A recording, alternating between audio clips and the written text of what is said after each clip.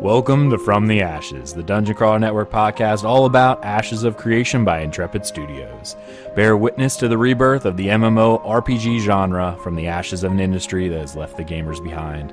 I'm Aggelos, your friendly neighborhood podcast co-host. Our main host. Yes, main host. I like that. And with me, again, the one, the only, the amazing Thais. How are you? I'm good, and how are you? I'm doing wonderful. Thank you for asking. It's been a few weeks since we've gotten together to do one of these particular segments because we've had quite a few weeks of no news from Intrepid Studios. So therefore, we had a bunch of Phoenix Roundtable segments that took over the past couple weeks. But this week, we are back. We had another Ashen news segment, which you probably saw with our very own Thais down there, covering the summer crowdfunding FAQ, as well as some of the Ashes of Creation live stream, which we will be talking about today in a little bit more depth. And of course, the departure of Yavi as the community manager over at Intrepid Studios. And she will indeed be very much missed. So, Thais, we're here today to talk about some of the news that came out of the live stream on June 30th. But it actually came to my, attention that we've never really talked about what got you into gaming in the first place. Because I know we've done it on past podcasts, which is maybe why in my head I wasn't thinking like, oh, we didn't do it. But I feel like we missed it, and I would be remiss if I did not give you the opportunity to tell people a little bit about your gaming history and what kind of game you kind of look for. Oh, wow. All right. Well, I think I got into gaming when I was about 5 years old, and I found The Legend of Zelda, and that's where it all started. And anybody who knows me, or even knows me just a little bit, knows that my favorite series of games is Zelda. I am just this huge Zelda fan, and I am a really big Nintendo fangirl. I will always white knight Nintendo no matter what. It took me many years to get into MMOs, but before that I would play a lot of RPGs. I loved shooter games. I was very, very good at games like Counter-Strike Source. I loved it. Except gun game. Oh, I hate gun game. I'd never win, ever. But then I found myself playing MapleStory, which I still play to this day. My first MMO was MapleStory. And then I got into WoW. And I played WoW for a very long time, and I discovered that I was this epic raider. And I'm a healer to my core, and I love healing. I'm so good at it. Unfortunately, I haven't been able to play a lot of MMOs lately. But I'm really excited for Ashes of Creation. I think that it has a lot to offer, and I feel that it will be the beginning of like the next phase of MMOs, and that's where I am now.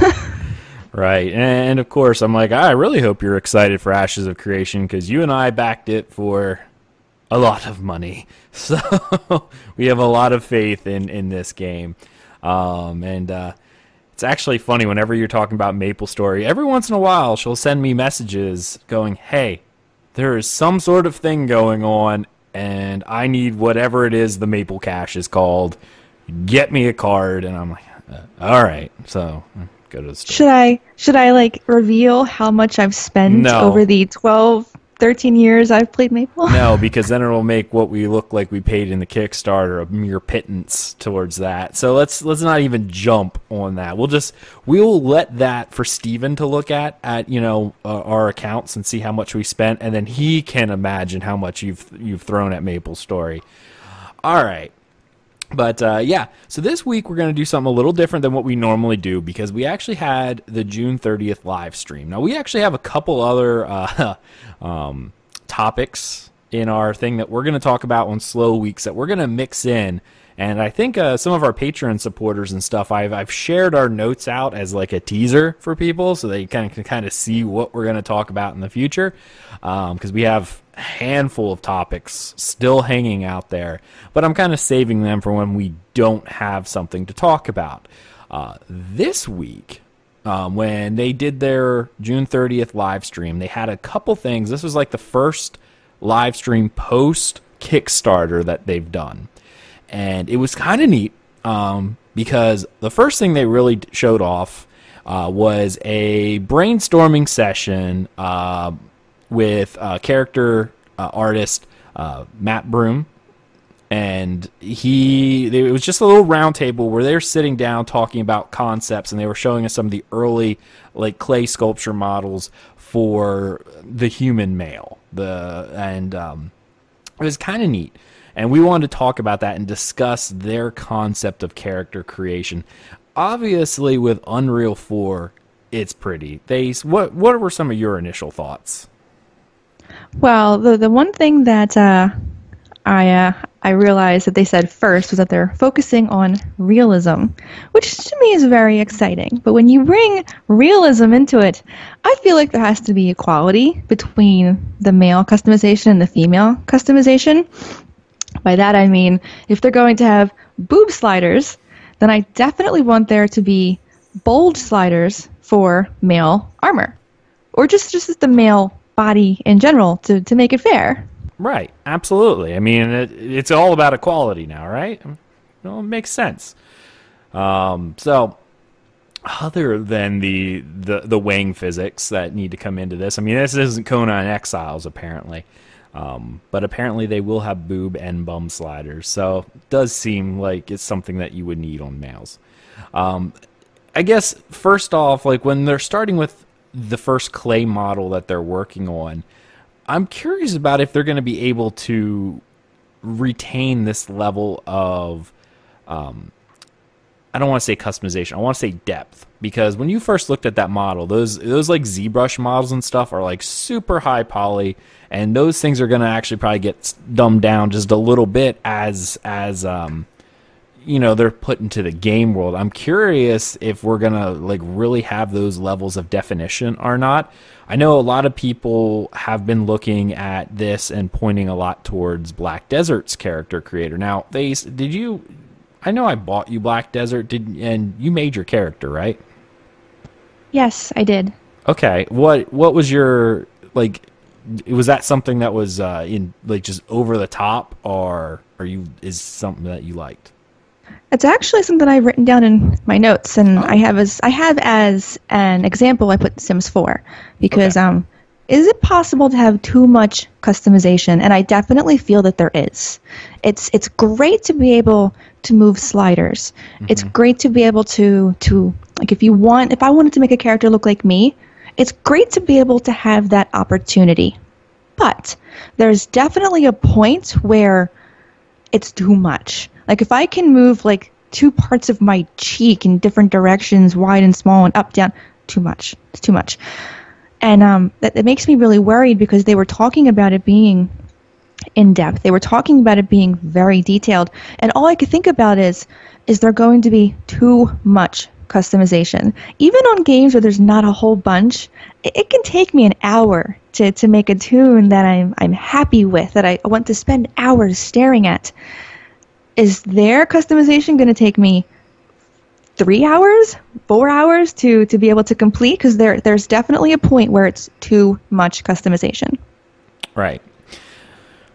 I guess it all depends on how it's going to render on the screen for me as well. Like how much of it's actually going to cross over from what you have in the base model over to once you're in game. If you can go insane with the character creator, but then once you're in game, they lower the poly count because of, performance reasons, you start then losing what you actually put together in the first place. Now, I know when they started off with this discussion, they were showing the standard body that they wanted to talk about, where whenever you select a race, they're centering you at what they call, I don't know, I hate to use the word perfect at this point, but the center, the equilibrium, the fit character. Like they use the analogy of Brad Pitt from Fight Club. Who wouldn't want to look like Brad Pitt from Fight? I mean, I can honestly say I wouldn't mind looking like Brad Pitt from Fight Club, but I wouldn't mind looking like Brad Pitt from Fight Club. Well, I might mind if you look like Brad Pitt from Fight Club, but anyway, that's neither here nor there. And then from there, you'll be able to adjust the character out, slim them up, bulk them up if that's something that you really want, fatten them up if that's something you needed. And, I mean, that seems kind of standard, right? Like, you see those kinds of things, at least in the newer MMOs. The older ones, you got to give them a little bit of a break because the older technology obviously limits going forward. A lot of times, most of the models, at least for races, you didn't get to customize. World of Warcraft, you could do the face, but the body was always the same, regardless. There was really no other changes. Some of the older ones aren't like that. And that's an example of not enough customization in your toon. That was also 10 years ago as well. I mean, they've changed a lot, but then they realized at some point, all right, great, you can add six-pack to your character. How often are you actually even looking at a shirtless character? Not very often, unless you have a weird fetish and you're hidden somewhere in an inn somewhere looking at your naked character. Generally speaking, you don't see it past that point. At least, normally, you don't. They go into some of the facial structure changes, being able to... Now, this is actually where I find... I don't mind if they gave me a couple sliders for a body. ESO had a nice body slider because they gave you the triangle. Do you remember the triangle? Where, you had muscular at the top, you had bulky to the left, and skinny to the right. And as you move the little point in the triangle around, your body would change. If you went to the extreme of muscular, you look like Brad Pitt. If you went to skinny, you look like Skrillex, I don't know. And then you go to the other side, you're fat. I just threw the first name I thought of in there, okay? That is a terrible example. I don't know. I mean, scrawny little guy, whatever. But Gumby? Maybe, whatever. So I kind of find like that is enough for me for a body type. Now, I know Black Desert, for instance, that's the most recent one. You could get pretty granular with that. I mean, I think you could even adjust individual boob size like 1 and 2. I don't know if you could get that granular, but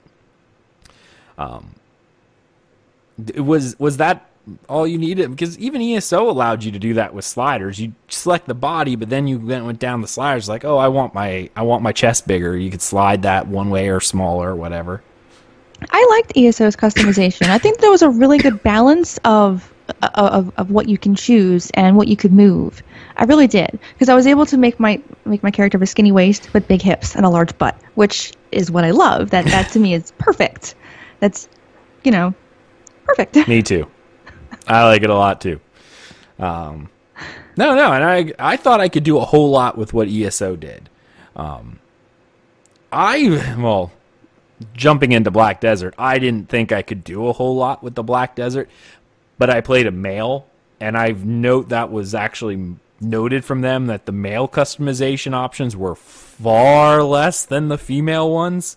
The female, you could do all sorts of random stuff. The male, was like, yeah, there you go. Because I guess the creators were like, who's going to play a guy anyway? We're all going to allow you to play with the boob physics and just be done. So. Bold slider. Bold slider. So allowing different facial structure or features, including scars, different eye colors. Apparently you can be, monochromatic, or is that it, where you have one that's one color, one that's another? That's kind of interesting. If they're allowing you to do that level of granularity. And then different nose types as well. And I know you said, like, the ability to adjust, like, one cheek versus another is too much for you. Now, noses are something that's kind of like my thing, right? Because I got this big honker nose over here, and it's a little crooked. And no, I never broke it. I'm not actually really sure why it's that way, but it is the way that it is. And it's distinguished. It's just, thank you. No, I don't care. It's my nose. But yeah, it's a little crooked. And I'm like, well, that'd be awesome if I could put that in the game, if that was something that they had that level of granularity. Because I can often get the nose shape, but I can never get the slight crooked part, because most games don't do that. They always have everything being perfectly symmetrical. But it would be kind of neat. Let's see here. Showing how base models with armor and race. Now, this is something that we talked about, and we thought this was kind of neat. They were talking about different armor and giving your armor both a battle worn or allowing it to be more pristine. How far do you think that's actually going to go in? Like, how far is that going to go? Is your battle wear going to be something you set at the start? Is it going to be something that goes forward as like your armor gets damaged? I would like that not to be set at the start, because if you're making a new character, you're not going to have any armor that has any wear and tear on it. So I think that should be something that you should be able to change in town, I guess. Like if you go into a battle, like, oh, well, I was just in battle. Why don't we just change up the look of my armor a little bit? Or you get new armor. Obviously, you're going to want it to be pristine. You're not going to want it to look bad. But now that I'm saying this, if you create a new character and you find used armor, obviously that would be battle worn. I'm actually not sure what I feel now that I think about it. This also comes into the case of whether or not this is going to be something along the lines of a transmog type system, or if it's, again, I'm gonna throw Black Desert in here just because it's my favorite game to beat up. There was very little customization in terms of armor outside of their cash shop. So when you got new armor pieces, your look didn't really change. It was very few and far between that when you got an armor piece, it actually changed the look of your character. It didn't happen that often. If that is how this game is going to play, whereas when you make your character and you have your base armor set or whatever, that's what your character looks like regardless, then I could see where the battle wear comes in if you want to look more worn versus having armor that when you change a piece, it's different. And that's actually a really good question for you. Which do you prefer? Would you prefer to have the armor just like when you create a character, you put the armor on them and that's what they wear no matter if you change the pieces out? Or do you like that? I got a new piece, I put it on, and now it looks like I just have a random everything on. I enjoy getting a new piece and it looking different.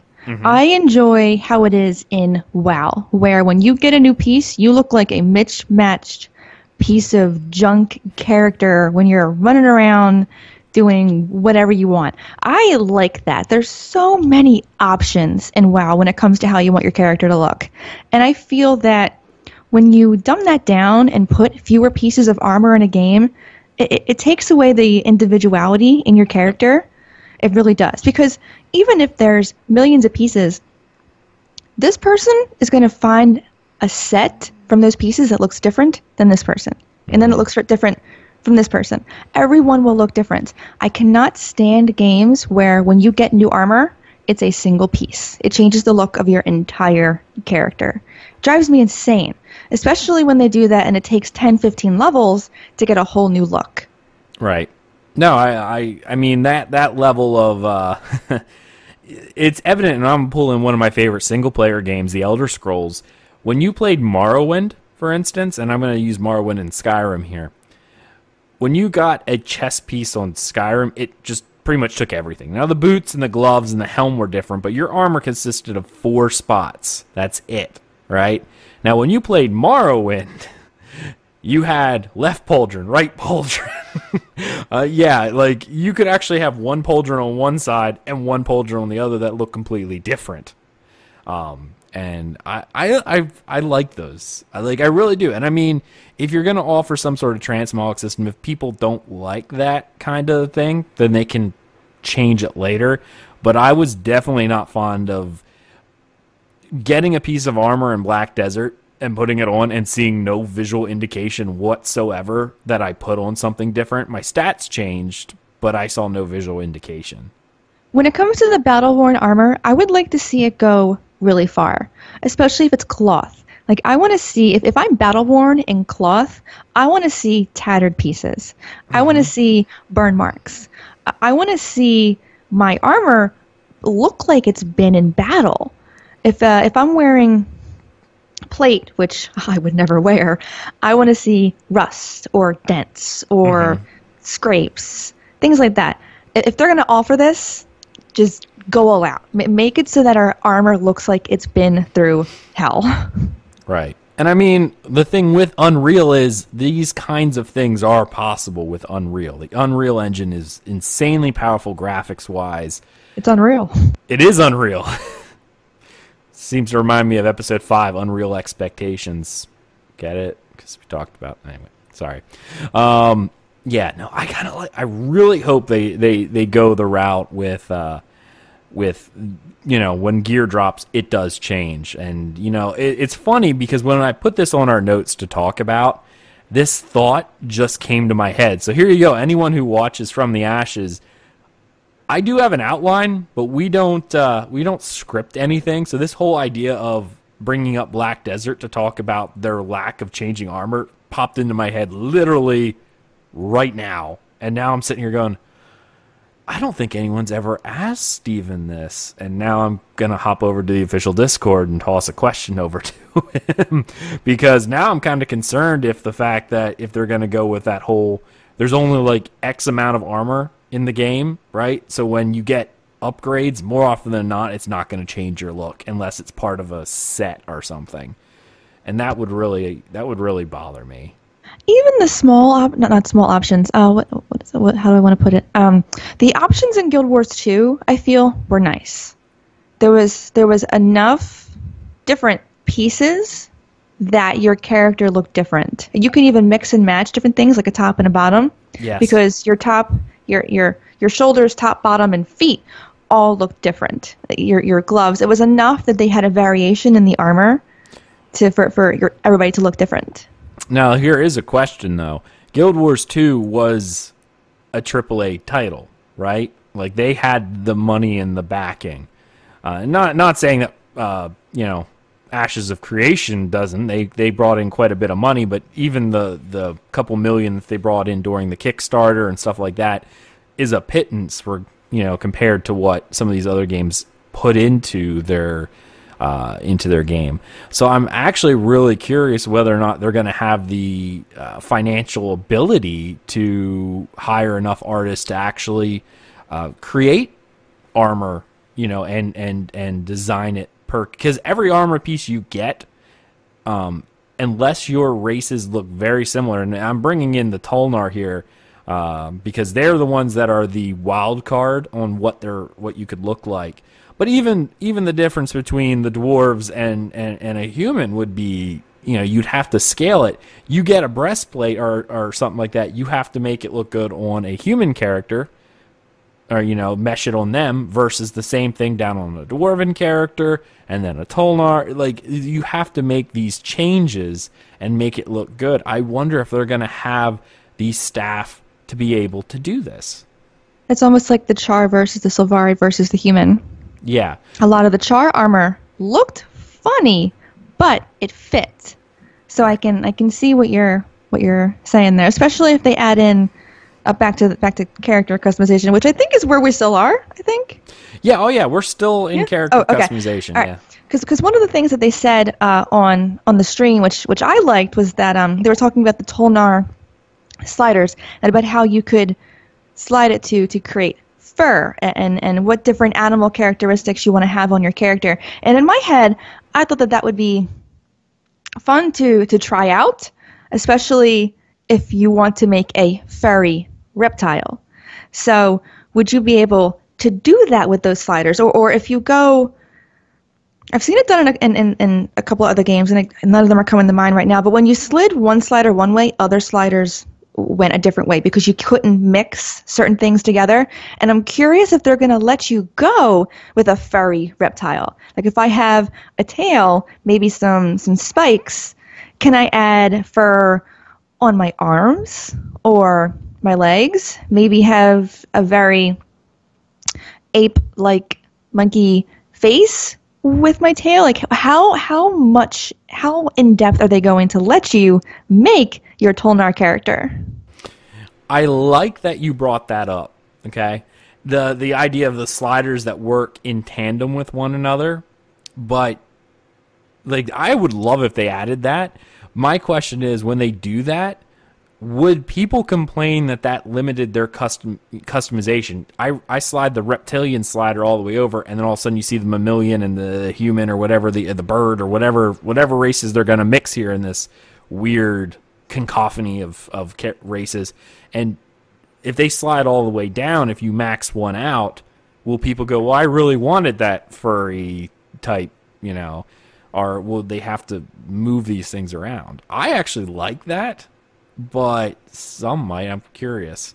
I think if they did work in tandem, that would be the better option, because having it 100% a bird and a reptile doesn't make sense. It just it doesn't compute.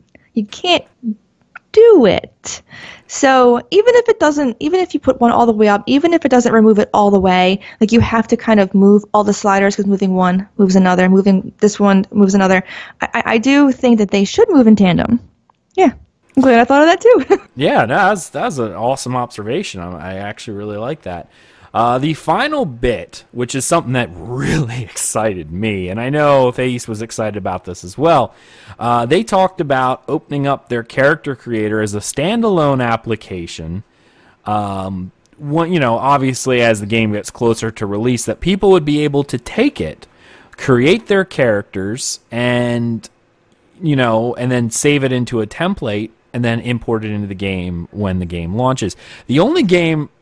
I know there's been a couple, but the only one that comes to mind was Final Fantasy XIV, that gave you a character creator ahead of time. Like, came with their benchmark programs that they did to see if what your computer could run it on. You also had a character creator that you could then log in, play with all the sliders, and save it as a template and import it. And I actually thought that was one of the coolest things, because they released it 2 or 3 weeks before the official launch. And that gave me the time to make a character that I liked, and then that way I'm not sitting there on launch day for 4 hours trying to make my character that I'm going to look at because I only play one character. I don't normally make alts. If I make an alt, it's because the game itself limits me in some way that I need an alt, and most of the time that is as a mule of some kind, that they literally sit in town wearing their starter robes, holding all my junk, going, when's he coming back? They are essentially my house Carl from Skyrim. I am sworn to carry your burdens kind of thing. And that's all alts are for me. I'm not an altaholic, so I spend a lot of time on character creation at the start, because it's going to be my character for the next decade, right? Like, I generally don't change.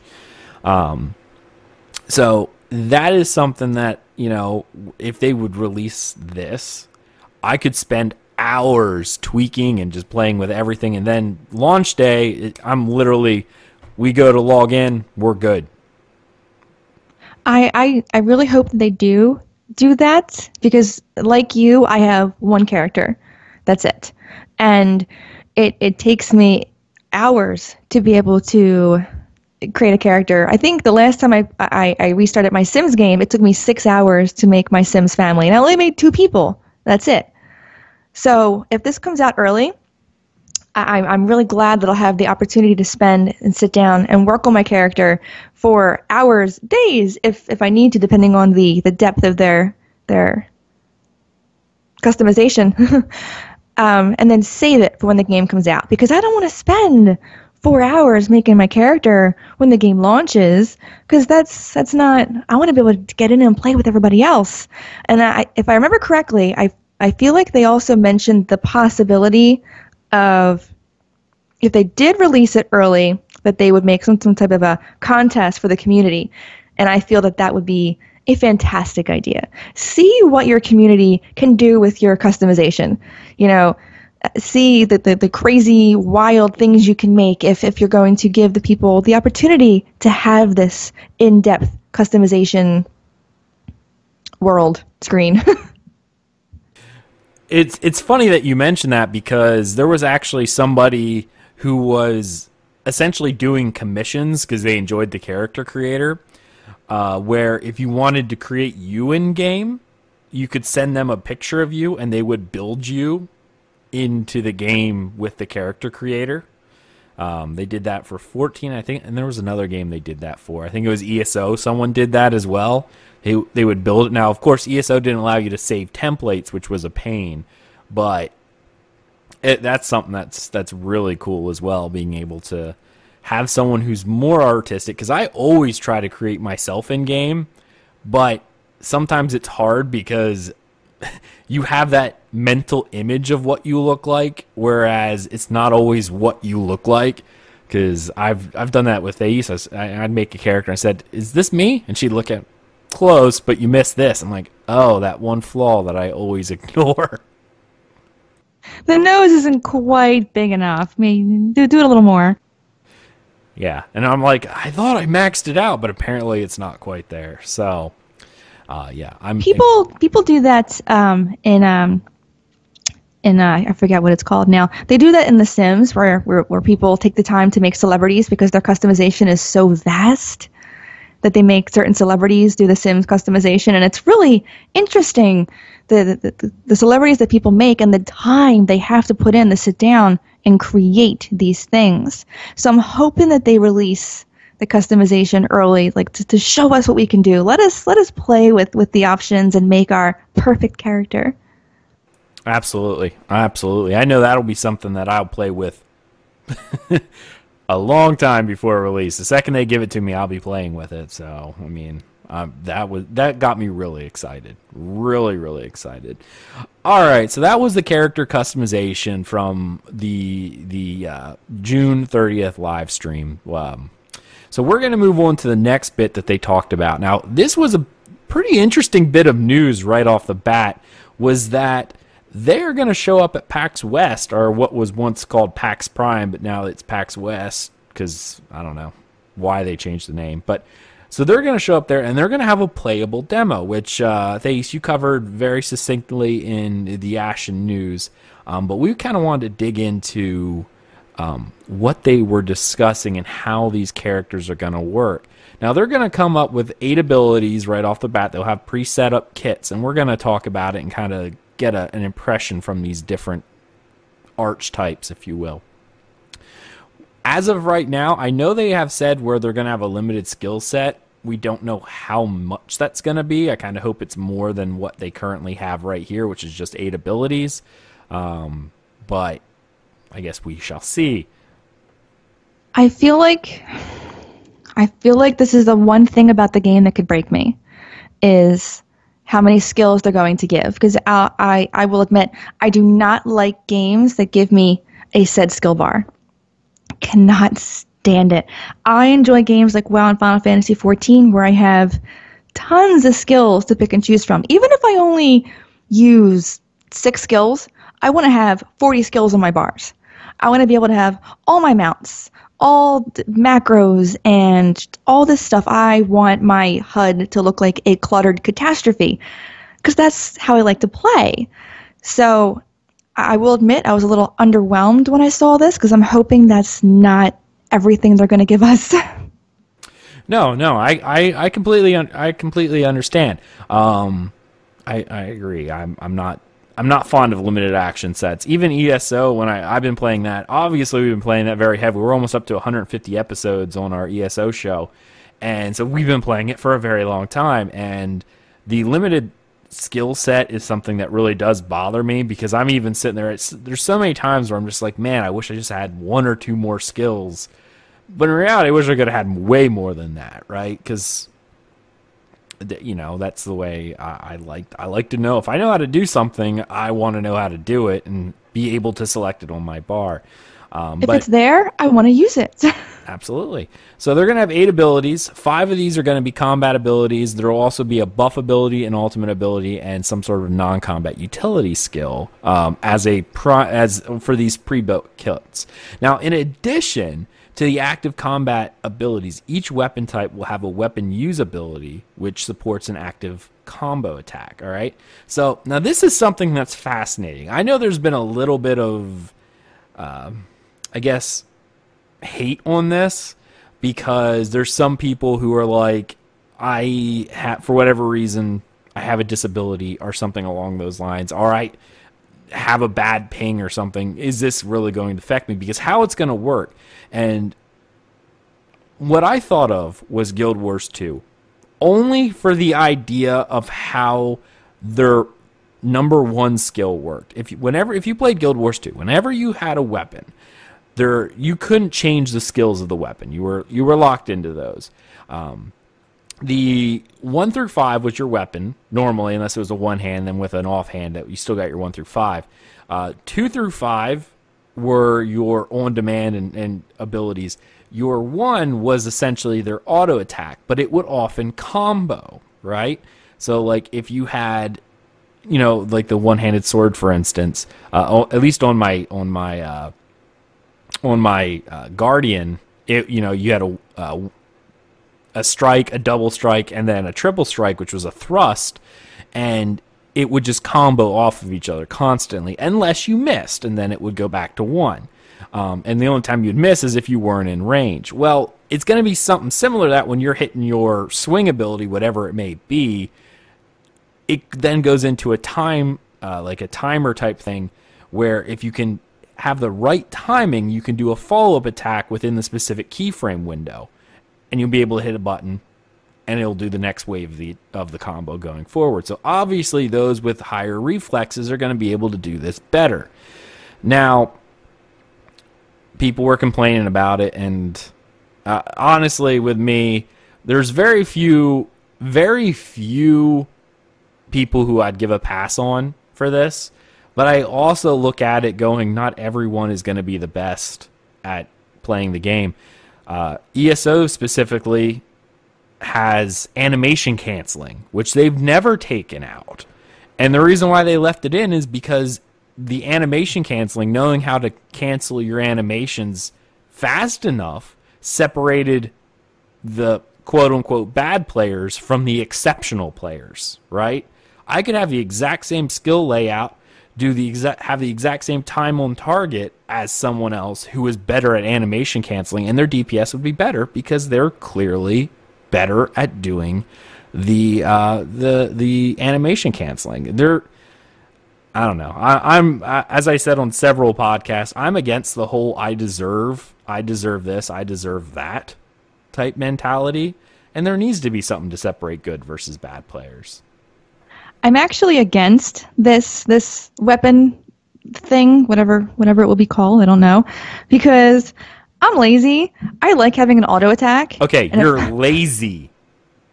Yes, I am lazy. I want an auto attack. Like if I'm farming, I want to hit an attack and just sit there and fall asleep. I want to be able to do that. I don't want to always have to be actively doing something if I'm doing something very easy in the game content-wise. I want to just be able to sit there. So just give me just a regular auto attack that I can push one button, switch target to target, and it's just fireball, fireball, fireball. Just, that's all I want. You technically can, you just won't get Fireball 2, Fireball 3, you just Fireball. As long as that's how it works, then I'm okay with it. Then if it's just going to do like the first swing over and over again, cool, then I'm totally on board. But if it's going to do like the first swing and then stop attacking, I'm going to be like, oh, are you serious? No, from what I understand is the combo system, you don't have to do it. They've even said you don't have to do it. The combo system will just, make it better along the way. So I have played a game, an MMO before, where they actually put it in the options if you wanted to make use of the combo system or if you wanted the combo system to do itself automatically. And I kind of feel like that would be a good option. How would you feel about that? I hate the option because here's the thing. Why would anyone want to do it manually if the computer's going to do it and do it perfectly every time? That's intentionally handicapping yourself. No one would ever not use it. That's a problem. It's like, why even have the option? That is just encouraging lazy play style, right? Like, but I don't know. I'm just of the notion that if there needs to be a skill separator, and I'm sorry if people find this to be not kosher with them, or I might offend you by saying this, in which case, fine, whatever. You cannot like me. But there needs to be some way of separating people's skill level, not just gear or anything of that nature, because gear and all that that's fleeting. I feel like choosing classes is kind of a separator in itself, because a bad player is not gonna be a healer. That's not necessarily true. Okay, well, a bad player will choose healer, but they'll be terrible at it, and it will be clear as day how terrible they are. How is it going to be clear if you were able to auto like the combo thing? If you can just auto it, how is it clear? How is it clear that they're bad if the computer's doing it for them? Well, remember, that's only the one ability. That's it. We're only talking about that one combo ability. I don't mean every ability offered to that specific game, just that one ability. No, that's not necessarily true, because what happens if that one ability, which we know also powers up your ultimate, doing combos correctly, as I said, will be able to generate more ultimate by doing this. Okay, you're automatically having the computer do it for you, then you're always getting ultimate. How is that going to separate you? Or if it affects your healing power, such as you need to do a little bit of damage, like you need to do your combo. I don't know, your healing effectiveness goes up by 10% for each combo you successfully land up to like the third one, in which case after that third combo, you're at an extra bonus. How does having the ability to allow the computer to do it for you separate out from anyone else? Healing is all situational. We'll just stick to healing for a second. Healing is all situational. You have to be very quick, and you have to think very quick, deciding on what skill, what heal you're going to use on your team best matches the situation that you're in. Now, someone who's lazy, who's using this auto, the auto skill, is probably not going to have the skill set needed to effectively view the situation you're in and then use the appropriate skill. They're just not. So that on its own would definitely separate the bad players from the good players. Even if I was to use the auto skill button for, now I can't even think of the name of it. But if I was to check that box in the options and it automatically used it for me, I'm a good enough player that I can sit back and let that happen and go, oh, okay, so I need to use this skill for this situation because the tank just stepped in something and now my team is being attacked by zombies in the raid. Totally different than someone who is really, really bad and like, it's doing it for me. I don't know what I'm supposed to do now. I guess. No, I'm against that whole argument you just did. I mean, anytime you can make the computer do what you're doing, then it's that. I've just seen it as an option. I'm not saying it should be an option. I'm just saying I've seen it as an option. I don't think the option should be there. Not with the way this is supposed to work. No, not at all. I think you're talking but muted yourself, just so you know. Oh, whoops. I think the option should never be there. Why let people be lazy? I mean, you shouldn't, especially not in this type of MMO.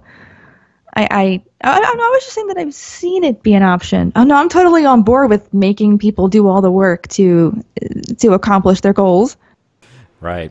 All right, we better move on because we're already starting to hit near our time limit here. So each different archetype, obviously, is that they're going to have available, which we talked about was Tank, the Cleric, the Ranger, and the Mage, are the four that are going to be available at the start. There's not going to be any ability for subclassing, which obviously we will talk about at a later podcast episode about the idea of subclassing. But everyone will just be their one archetype. They'll be locked to a specific weapon. They won't be able to change it. All abilities are determined by the class archetype, while combo skills are determined by the weapon you're going to be using. And the PAX demo, that's all going to be locked. So, when full game comes out, players will be able to have a preferred weapon with their different class abilities. So, first off is the Tank, right? So, I mean, that's sort of self-explanatory. It's a tank. What does it do? It's a tank, right? Sword and shield equipped. So what they had written here is the sword and shield's weapon use ability allows the tank to initiate a slashing attack, which can be followed up by a shield slam, and finally a final strong sword attack. So the active abilities here, and I'm just going to go through them, and then we'll talk about it as a whole. We'll have the taunt, which is self-explanatory for what it actually is. A wall ability, okay, that will erect a wall that blocks enemies and attacks, blocks enemies and attacks. So this actually will have some sort of player collision, which is cool. A lasso ability, like a pull in, a shield bash, which, you know, applies a stun or a knockdown effect. Then they'll have the support ability, offer aid in this case, which, you know, they're able to, as it says here, tank will be able to raise a shield, take up percentage of the party-wide damage from those in the proximity. So it's anyone close to me, I'm taking part of your damage. Their ultimate ability is a jump, where they're able to jump into an area, land, and then it, you know, pulls or lassos all the enemies within a certain distance and pulls to the tank. And then, of course, they have their utility, which is threat detection. So this is the non-combat ability, allows the tank to detect enemy ambushes and interest. Thoughts? You're muted. This is really getting confusing, having to mute. Oh my gosh. Okay. It's for audio quality purposes. I know. Okay. I really like the offer aid. That's a neat skill. I'm happy about that. I noticed, though, that they don't say whether any of these abilities do damage. Like the wall. If you erect a wall and enemies run into it, are they getting damage from hitting it? If you lasso somebody, does that initial strike do damage before you pull them in? Just not sure. You also got to remember, a tank is just that. They're not about doing damage. It's mitigation in this. But then, how are they generating threat if they're not doing damage? Taunt. The taunt ability. The lasso ability, which I assume will have some sort of threat. And you also got to remember, whenever you're a tank, it's all about the numbers as well. Remember, ESO had the taunt ability built into their one-handed sword and shield. Like that was, you were able to taunt it that way. And threat was something where it's not so much, even in other games like World of Warcraft and Rift, you had threat builders, right? Things you could do that you could essentially spam that would allow you to continue building threat. Because in a parse, a tank would never touch a pure DPS in damage. Like, that's just not how it's going to work. You're absolutely correct. But in any game that has tanks, the more damage they do, that's also building threat. That was just my thought on it. Do they do any damage at all? And I really like the jump ability too, because any other game that had a jump ability, you jump, you landed, you did damage around the initial spot, but that was it. I like how when you land here, it pulls enemies around you towards you. That's really neat. Right, and I definitely like that as well. But the thing that stuck out to me was the wall effect, which is the player collision, because that actually makes tanks even more viable in the PvP situation, because you then have aerial denial abilities. Guild Wars 2 did this in a very limited sense, right? Like, a lot of times you could walk through, but they actually had these aerial denial with, like, the Guardian, with their bubble, that they could pop a bubble and it would block arrows and projectiles. And I believe one of the walls would actually lock you in place. I can't remember if that was changed, but it was something that was really fascinating to use in PvP. Now, obviously, PvP and Ashes is a little different, because unless there's a siege or a caravan or something going on, you know, there is free-for-all PvP anywhere you go, but it has karma. So I don't foresee a whole lot of I guess I shouldn't say that. There probably will be fighting over territory and things of that nature, but it's just I don't see quite the idea of arena style. I know there is going to be arena, but I don't see like World of Warcraft arenas where it's like that level all the time. at least in the main world. Maybe it's a side game somewhere. The arenas will probably be completely separate from the rest of the game, so I don't know how much would be in there. But aerial denial is something that would be very useful. Maybe not so much in PvE. Again, I don't know. Maybe it would if, you're in a cavern somewhere and you see monsters coming down the hallway and you were able to put up a wall and block ads from coming down the wall, the hallway. That's interesting. But for PvP, that's where I see it being most useful, being able to put a wall down and block enemies and projectiles like when they're trying to run through a door or something. So, the non-combat utility, like these utilities are kind of neat. And I want to touch on these before we leave too. The tank non-combat ability skill, which you can do outside of combat, allows the tank to detect enemy ambushes and interest. I'm not really sure if that was a misspelling. But maybe the threat detection might be whether or not an enemy... Remember in World of Warcraft where the enemies were, or even ESO where the enemies were colored? Yellow enemies you could kill, but they wouldn't attack you. They were neutral. Whereas red could attack you. Maybe threat detection isn't something that other classes will have. You won't know if a monster will attack you by just looking at it. You kind of rolled back there. Yeah, I really hope that's not true because I'm just going to be attacking everything. I'm really, really, really bad at saving myself from death. I attack multiple things, pull multiple things, and anytime I play with friends and stuff, they're always complaining that you're killing me because you have too many things on you. You can't handle that. You're a healer. What are you doing? I just run face first into battle. So I kind of need to know if things have threat.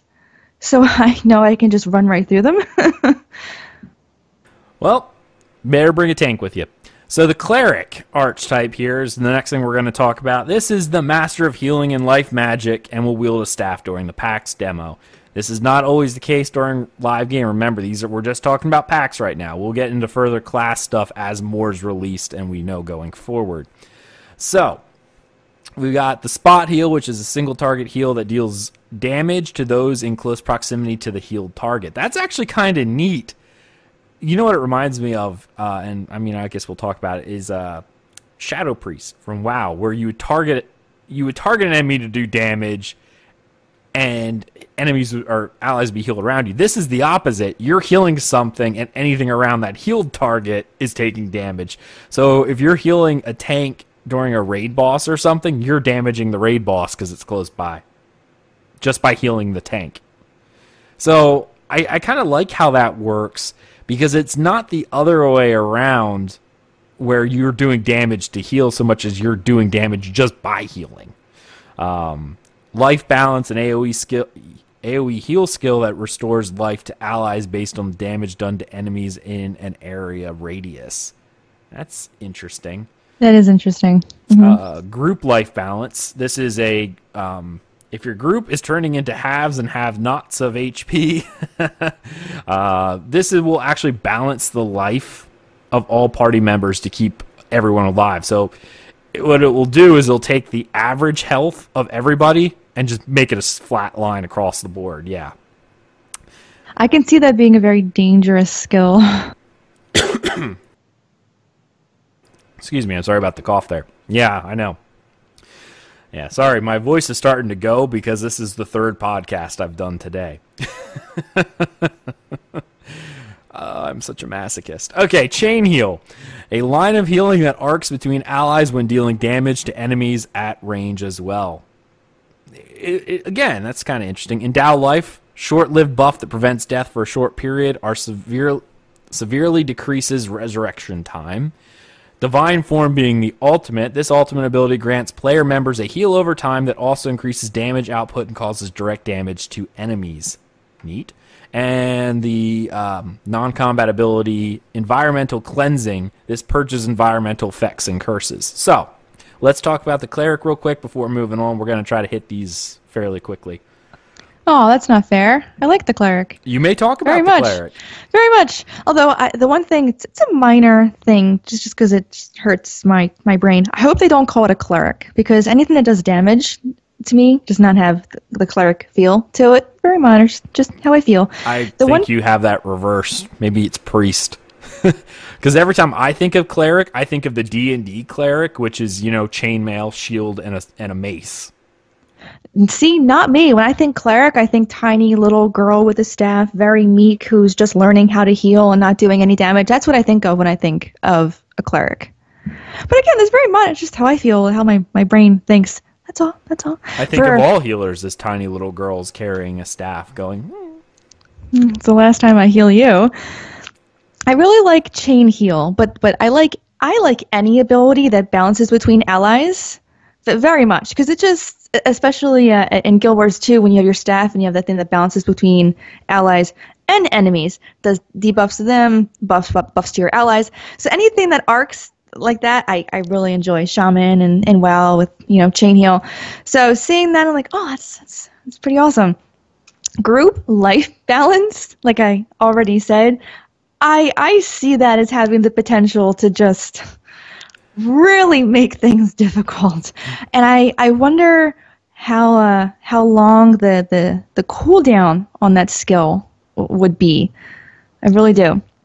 That's your everything's going to hell in a handbasket ability. I mean, it could be useful, especially if you have somebody with a lot of hit points, such as tanks or whatever, and they're really capped off, and a lot of people being low. Balancing out the average health on them may not remove as much health from tanks as it would from other people in your party. So if you're already focus healing the tanks anyway, balance it out to bring everyone up. You have a tank at 100%, two tanks at 100%. Let's just say it's a group of 10 people, right? You got your two healers, two tanks, and rest DPS. All the DPS are like 10% health, like almost dead, right? And you have two tanks who are 100%. You do that life balance, the tanks might only go down to like 70 to bring everyone else up to 70, because the amount of health that they have is often far greater than everyone else, right? That'll be a very, very cool skill. Now, for the original life balance, I'm wondering if that will be, like, you place it down on a certain area. So it says area radius, so that's what I'm thinking it will be. And that sounds like a really cool skill. It really does. Although a lot of the skills here sound like some pretty cool, except for environmental cleansing. I wonder what environmental effects would be happening in the area that need to be dispelled. I'm really curious about that. Well, this could be anything. This could be dungeons. This could be PvP. Say you go into a dungeon. What was one of your favorite Final Fantasy games? The Final Fantasy Chronicles or something like that with the miasma everywhere? I'm surprised you remember that. Oh my gosh. Yes, you had to carry like this crystal around to disperse all the miasma around your character to be able to even walk around. Yes. Wow. Crystal Chronicles is what it was called. See, I do pay attention to you at times. Wow. I mentioned that, like 6 years ago? Pretty much. But yeah, like if you're going into a dungeon, having a cleric with you, if there's a miasma in there to clear out, you could do that, right? And I mean, a lot of these non-combat abilities are designed for that. Same as in PvP, someone lays down a poison pool or something, right? You could then clear it, right? Keep talking for a second. Oh, all right. So, yeah, a poison pool would definitely be one thing that could be dispelled. Or I wonder if it would have the same effect on, say, if an archer shut down rain of arrows.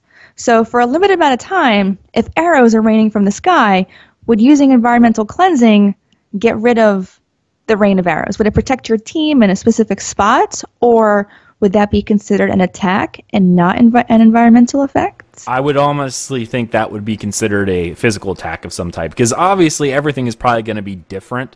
Like the cleric has environmental effects and curses. Maybe another person has something of a different case. Like this would only affect certain things. So like a magical bubble versus a physical bubble. Yes, absolutely. Sorry, I'm having to steal stuff from our cat who's playing with everything while I'm recording. I could have sworn I heard balls jingling. That's what it was, and I had to go take it from her. So, So for everyone who watched this, I did bring her up in the beginning of the show, but now she's being crazy and trying to play with things, so I got rid of them.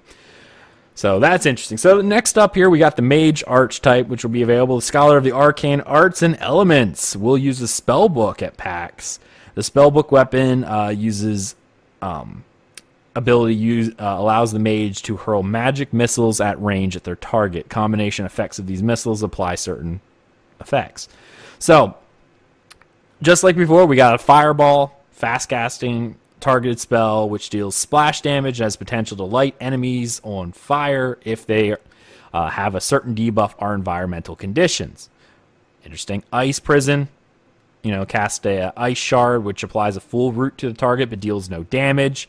Lightning Bolt, a bolt of energy, lightning energy, in a straight line where the direction of its effect is chosen by the player. Combos well with crowd control abilities, which keep enemies stationary. So it's like a chain lightning, essentially, but for a mage. And then, of course, Teleport, which is self-cast movement skill, which allows mobility by moving in a direction the mage is currently facing. So... then, of course, they have their utility, which is Mirror Image. Mirrors can conjure reflected images of the mage, which grant the caster increased evasion buff for several attacks. Their ultimate is called Earth Eruption, an ultimate elemental ability that damages all enemies in a broad line template in front of the mage, tripping and damaging opponents.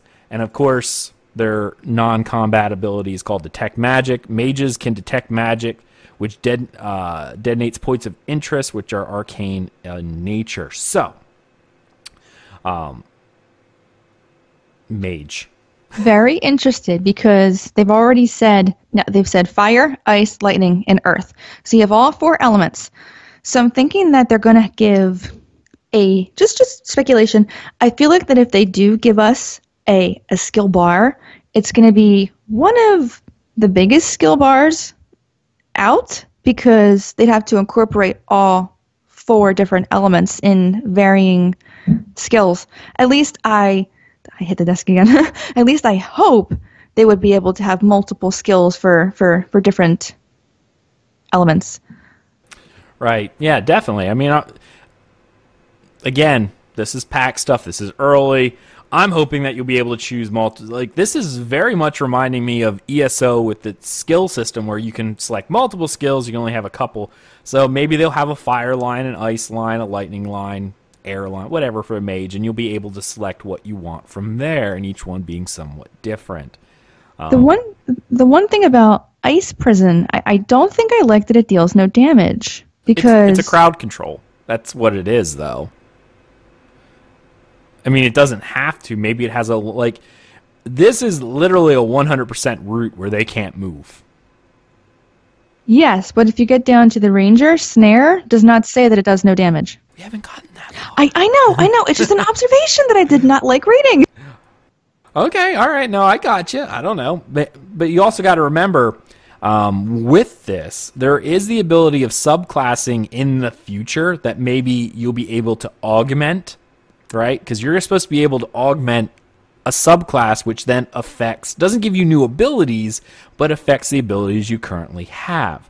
So, for instance, let's just do Ice Prison, and let's say I don't know, I'm going to pull something completely random. Let's say you picked Fighter, for instance, okay? Ice Prison becomes Frozen Blades. All of a sudden, it's like, your shards of ice turn into, ice swords or something, and now it does damage. That'd be pretty wicked. Yeah, I mean, there's a lot of combinations, and I just pulled that out of my bum. I don't know. There's been no confirmation of that one whatsoever. But, it's something that you can look into, because when you apply your subclass, whatever the class did as its role, you then get abilities to augment your main, right? So, Fighter was a melee damage dealer, right? With that, and you're applying it to a mage, you're going to have melee damage dealer effects going on to your different abilities. So it's kind of neat. And oh, go ahead. I like that the weapon of choice for the mage is a spellbook, because when I think mage and spellbook, I think floating spellbook. And they've showed that in the video a couple times where she's playing with the book and it's in the air. I love that. That's just amazing to me. It's perfect for a mage. Those wacky spell chuckers. Of course, their non-combat abilities, detect magic, which we talked about. Again, being able to detect magical traps, something along those lines. Again, useful in dungeons, useful in PvP. You know, how many times in PvP, like especially when playing Guild Wars 2, you walk into a keep and you tripped a necromancer well or something. You know. Those are things that you'd be able to search out, and I could see that being useful in dungeons as well, and when exploring, like being able to detect magical traps. Someone else would just run right over it, and it would explode. That would be me. That would be me. I definitely see Earth Eruption being really good in PvP because stopping enemies in a line. Yeah, no, definitely has its utility. So the last one that we want to talk about here before we end the show is the Ranger Archetype. Now, this one's going to wield a bow and has some combo effects, which involves a primary shot, a secondary shot with split arrows, and an arcane shot as a third stage combination. Rangers feature this something that's actually I want to talk about before we get into this, a minimum distance limitation in order to use certain abilities in combat. So this reminded me very early on, World of Warcraft with their Hunter had a limited minimum range for the Hunter where your bow would not fire if you got too close. They're doing the same thing with a bow with a Ranger. I love it. Realistic. That works. I like it as well. I mean, it's, to me, some people I've already seen complain about this, but it is something like, I think I heard someone talk about like, oh, I've never seen another game do that. I'm like, well, technically WoW did this. They just changed it later on. They changed it, I believe they changed it when they started limiting, I don't remember if it was earlier than this, but it was when they started taking away, oh, no, it was. It was when they took away the multiple weapon slots. Remember, once upon a time, everyone had a main hand, offhand, ranged, and like a relic slot. A stat stick. Yeah, a stat stick slot. Then they changed it where you literally only had one thing going forward, right? At that point, because, Rangers at one point would have, dual wield swords or whatever, and then would have a bow. Yeah, it sucked when they were in melee, but they had the option. When they removed that ability where if you were a bow ranger, you could only have a bow or a bow hunter, that's when they removed the minimum range because it was your only weapon you had at that point. I feel like what they should do here with the Ranger is if you're within that if you're outside of that minimum distance, so if you're too close to an enemy, you just beat people with your bow. Just stay down. That would be fine with that. Yes, definitely. All right, so let's go ahead and just jump into that. I'm glad to see a minimum range for a bow. That is something that's interesting. So it's realistic. It's perfect for a ranger, for a bow user. Yeah, no, and I mean you don't have to use a bow either. Like, well, in this you do, but in later on you don't have to use a bow. Bow would be a selected weapon. So we've got Power Shot, which is a charge range attack with potential to pierce straight through targets. Player can choose how long to charge before releasing. That's neat. That's actually really neat. Snare, which is what you brought up earlier, fires a shot at the leg, pinning the target to the ground for a short length of time.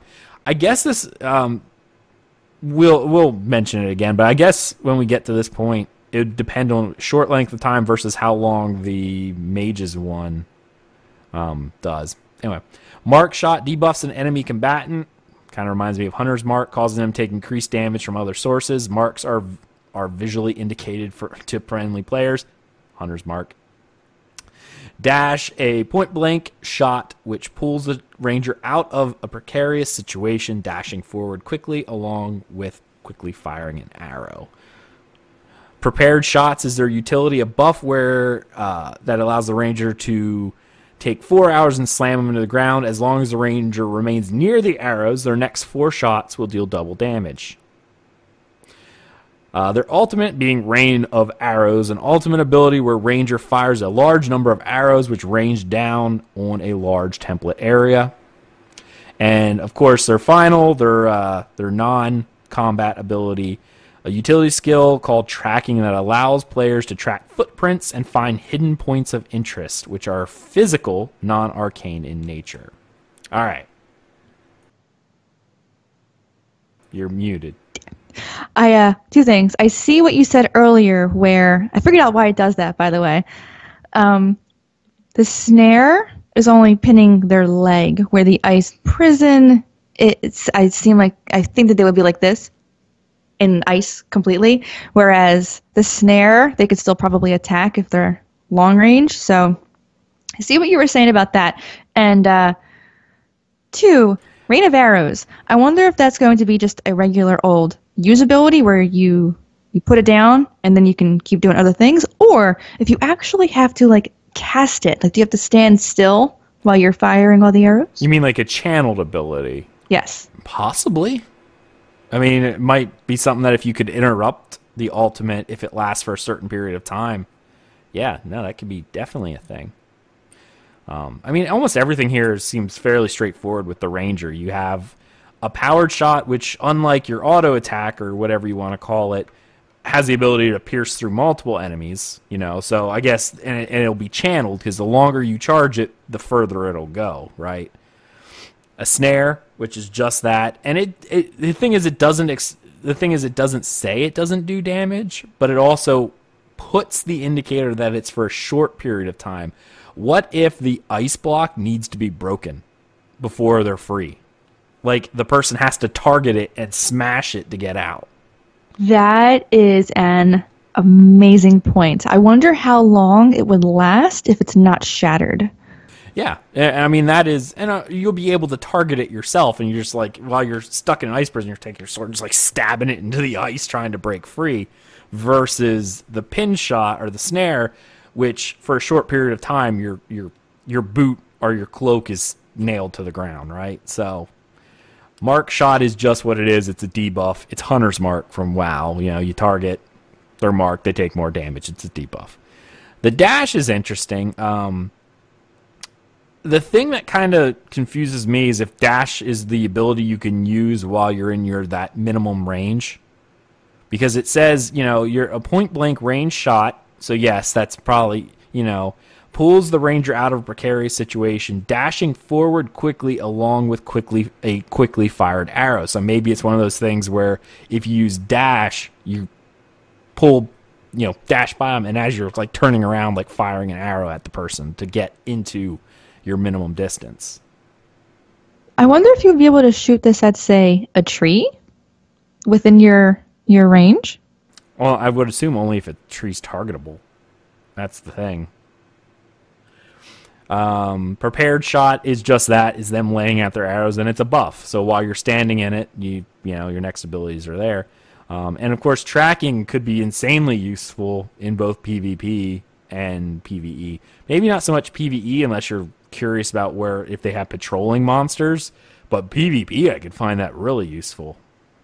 I actually disagree. If you're out in the world and you're looking for, because this world is supposed to be pretty vast, pretty detailed.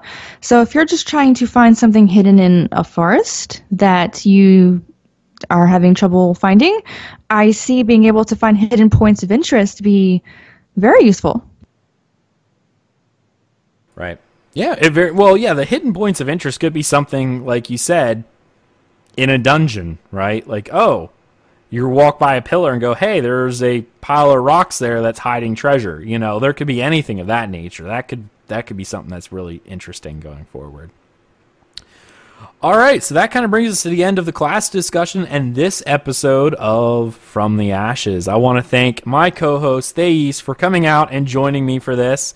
We will be back next week with another episode. Not sure if we're going to hit one of our topics yet or if we're going to have news, because I know they're going to have another live stream coming up on July the 18th, which is the day after this episode goes live, so we may have some information to talk about from that, which we'll have to see.